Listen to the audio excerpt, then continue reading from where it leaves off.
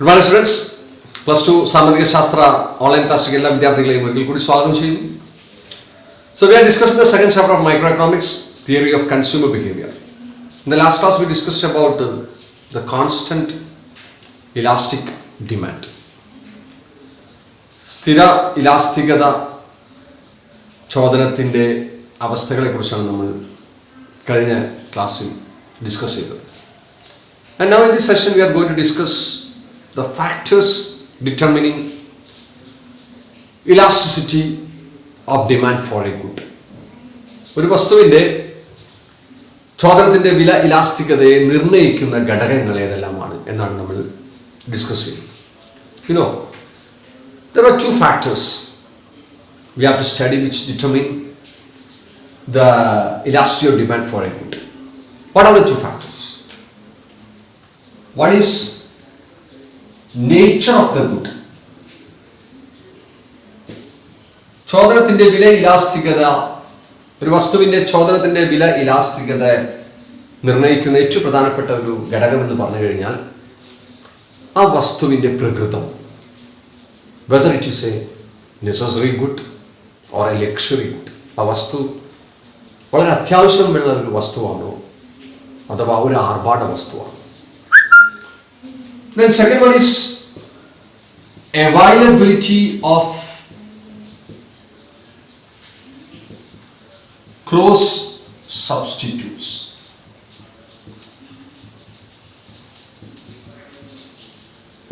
വസ്തുവിന് തൊട്ടടുത്ത് ഒരു പ്രതിസ്ഥാപന വസ്തു ഉണ്ടോ ഇല്ലയോ.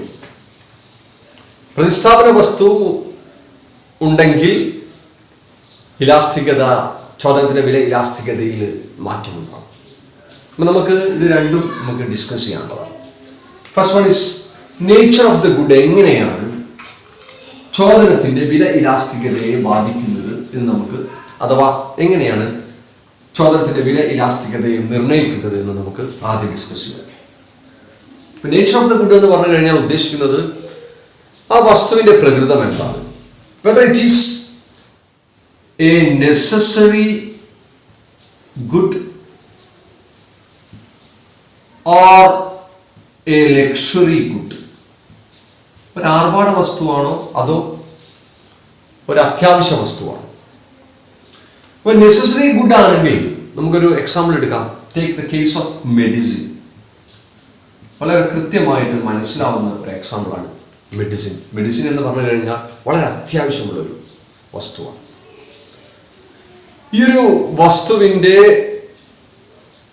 ചോദനത്തിൻ്റെ വില ഇലാസ്തികത എന്തായിരിക്കും. ദാറ്റ് മീൻസ് ഉപഭോക്താക്കൾ മരുന്ന് വാങ്ങുന്ന സമയത്ത് they are not giving prime importance to the price of the medicine. നമ്മൾ മരുന്ന് വാങ്ങുമ്പോൾ ഭൂരിഭാഗം പേരും അതിൻ്റെ വില വല്ലാതെ കൺസിഡർ ചെയ്യില്ല. കാരണം ഇത് നമുക്ക് വളരെ അത്യാവശ്യമുള്ള കാര്യം. Whatever be the price we have to consume. വില എന്തായാലും ശരി നമ്മൾ അതെന്ത് ചെയ്യണം, വാങ്ങേണ്ടി വരും. കാരണം രോഗം മാറണമെങ്കിൽ, ആ മരുന്ന് വേണമെങ്കിൽ എത്ര വില കൊടുത്തു നമ്മളത് വാങ്ങേണ്ടി വരും. അപ്പോൾ അതിനർത്ഥം ഉപഭോക്താക്കൾ മരുന്നിൻ്റെ കാര്യത്തിൽ, മരുന്ന് എന്ന് പറയുന്നത് നമ്മളൊരു ഉദാഹരണം എടുത്താണ്, അത്യാവശ്യം ഉള്ള വസ്തുക്കളുടെ കേസിൽ ഉപഭോക്താവ് വല്ലാതെ വിലയെ പരിഗണിക്കുന്നില്ല. So the consumers are not giving greater importance to the price of a necessary good when he consumes that good. അപ്പോൾ അത് പറയുന്നത് അതിൻ്റെ അർത്ഥം എന്താണ്, ഇത്തരം വസ്തുക്കളുടെ ഡിമാൻഡ് ഇനിലാസ്റ്റിക് ആയിരിക്കും. അപ്പം ഇനിലാസ്റ്റിക് ഡിമാൻഡ് ആയിരിക്കും നെസസറി ഗുഡിൻ്റെ കേസിൽ. അതായത് ED less than 1 ആയിരിക്കും. ഓക്കെ. അപ്പോൾ നെസസറി ഗുഡ് ആണെങ്കിൽ the demand elasticity will be inelastic or we can say ED will be less than 1. വിലയോട് വലിയൊരു പ്രതികരണം ചോദനത്തിന് ഉണ്ടാവില്ല. Okay. What about luxury good. ഒരു ലക്ഷറി ഗുഡിൻ്റെ കേസിൽ അങ്ങനെയല്ല. ഒരു ലക്ഷറി ഗുഡ് ആണെങ്കിൽ നമ്മൾ വില കൃത്യമായി പരിശോധിക്കും. ഒരു ആർഭാട വസ്തു ആണെങ്കിൽ നമ്മളത് വാങ്ങുന്ന സമയത്ത് the consumer will take into account the price of that good. കൃത്യമായിട്ട് വില നോക്കിയിട്ടേ നമ്മളത് കൺസ്യൂം ചെയ്യുകയുള്ളൂ. നമ്മളൊരു ലക്ഷറി ഗുഡിൻ്റെ കേസ് നമ്മൾ എടുക്കുക. ഇപ്പം ഒരു കംഫർട്ടായിട്ട് നമ്മൾ കാണുന്ന കാർ ഒരു ലക്ഷറി ഗുഡാണെന്ന് വിചാരിക്കുക. കാർ, അപ്പം കാർ പർച്ചേസ് ചെയ്യുന്ന സമയത്ത് the consumer will take into account the price of that good. കാരണം വില കൂടുകയാണെങ്കിൽ, വലിയൊരു വർധനവാണ് കാറിന് വരികയെങ്കിൽ കാർ അപ്പോൾ പർച്ചേസ് ചെയ്യില്ല. വില കുറയുന്ന ആ ഘട്ടം ആകുമ്പോഴാണ് നമ്മൾ കാർ പർച്ചേസ് ചെയ്യാൻ പോകുക. അപ്പം വില കൃത്യമായിട്ട് പരിശോധിക്കപ്പെടും ലക്ഷറി ഗുഡിൻ്റെ കേസിൽ. അതിൻ്റെ അർത്ഥം വിലയിലോട് കൃത്യമായ പ്രതികരണം ചോദനത്തിനുണ്ട് എന്നുള്ളതാണ്. The demand for a luxury good response to the change in the price. വിലയുടെ മാറ്റത്തിനോട് കൃത്യമായ ഒരു പ്രതികരണം ലക്ഷറി ഗുഡ്സിൻ്റെ കേസിലുണ്ടാവും. ദാറ്റ് മീൻസ് അത്തരം കേസിൽ ഇലാസ്റ്റിക് ഡിമാൻഡ് ആയിരിക്കും. അതായത്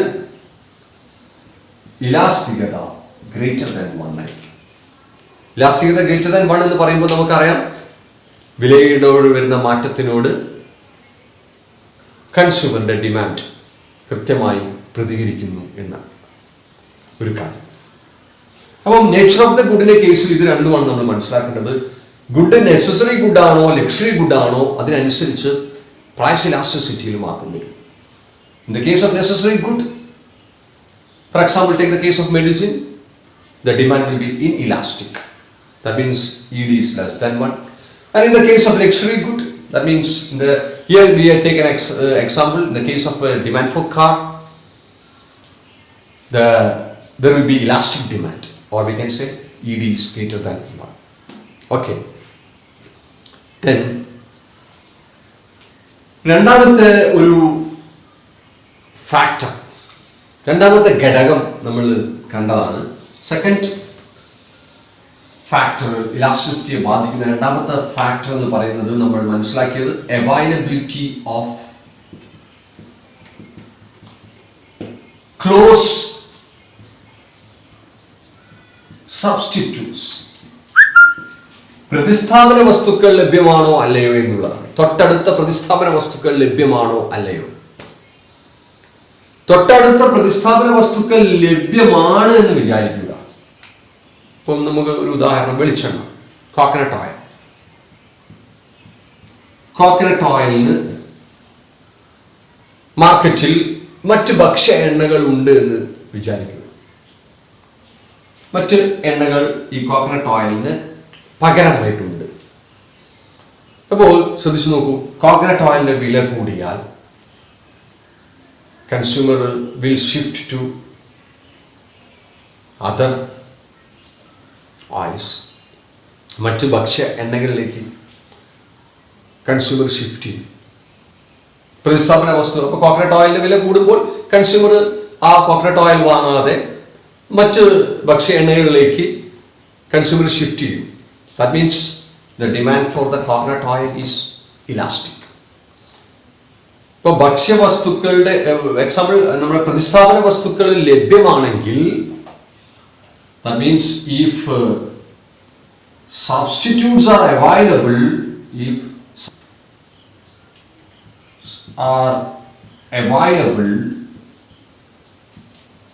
then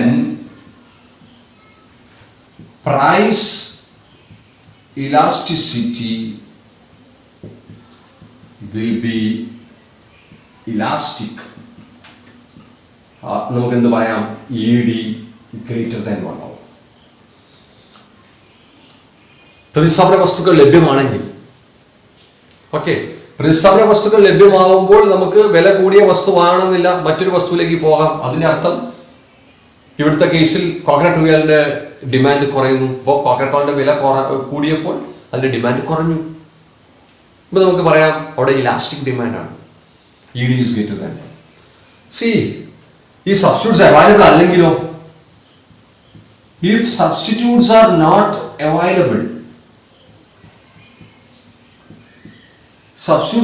available, then price elasticity will be inelastic. ചോദനത്തിൻ്റെ വില ഇലാസ്തികത കുറവായിരിക്കും.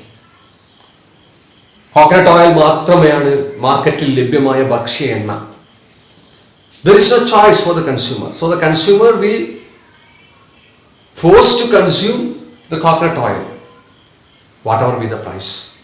വില എന്തുമായിക്കോട്ടെ, കൺസ്യൂമർ നിർബന്ധിതമാവുകയാണ് ഇവിടെ കോക്കനട്ട് ഓയിൽ വാങ്ങാൻ, വെളിച്ചെണ്ണ വാങ്ങാൻ. അപ്പോൾ നമുക്ക് പറയാൻ കഴിയും അവിടെ ചോദനത്തിൻ്റെ വില ഇലാസ്തികത ഇനിലാസ്റ്റിക് ആണ്, അതായത് കുറഞ്ഞ ഇലാസ്തികത മാത്രമേ ഉള്ളൂ. അത്തരം കേസിൽ ED എന്തായിരിക്കും? ED is less than 1.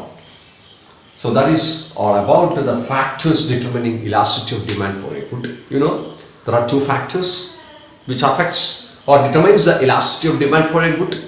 Which are they? One is nature of the good. In the case of the nature of the good, if the good is a necessary, then the price elasticity will be inelastic, or we can say ED is less than 1. And if the good is a luxury, then there will be a elastic demand for that good. That means price elasticity will be greater than 1, or ED is greater than 1. And second factor which affects or determines the elasticity of demand is availability of close substitutes. If the good has substitutes, or there is a availability of close substitutes for a good, then the demand for such good will be elastic. Then the demand for such good will be elastic, or we can say ED is greater than 1. But if the substitutes are not available, then the consumer is forced to purchase that good, then we can say the price level of demand is inelastic and the ED will be less than 1. So that is all about the factors determining the elasticity of demand for a good. So we will see in the next class with a new topic. Till then, goodbye.